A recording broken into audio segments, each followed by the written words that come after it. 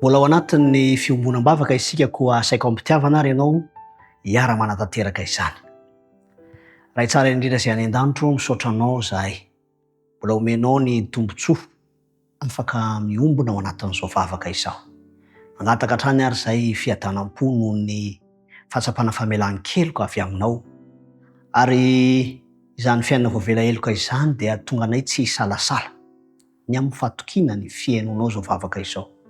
Satria ny namanay izay manana olana eo amin'ny fifandraisany amin'ny olon-tiny, mandalo fiaikana ary sarotra ny miaina izany nefa ianao Tompo no mahalala ny zavatra rehetra.